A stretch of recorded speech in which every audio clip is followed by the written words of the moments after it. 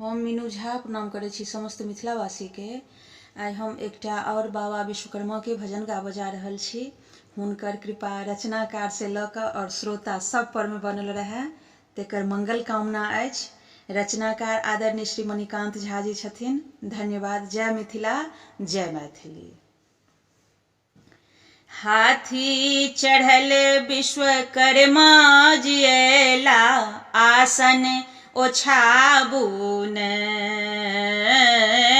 Call करे खाना ई सबटा बनेला, आसन ओछाबून।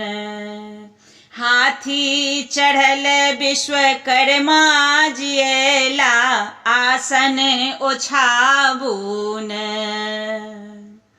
गंगाक जल लय चरण पखारू, घृत केर दीप बारी आरती उतारू। गंगाक जल लय चरण पखारू, घृत केर दीप बारी आरती उतारू।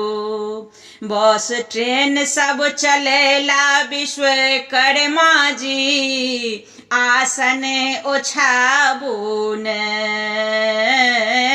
हाथी चढ़ल विश्वकर्मा जियला, आसन ओछाबून।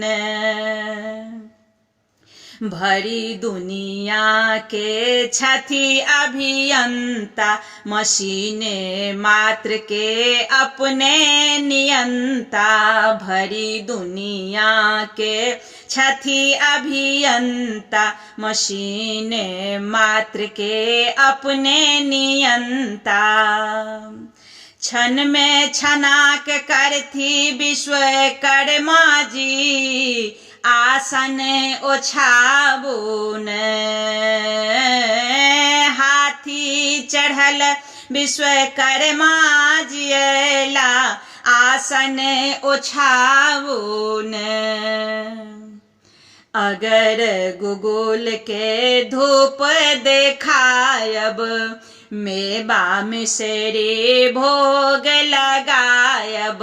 अगर गुगुल के धूप देखायब, मेवा मिसरी भोग लगायब।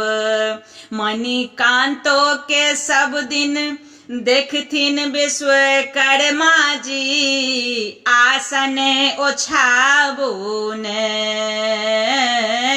हाथी चढ़ल विश्वकर्मा जियला, आसन ओछाबून।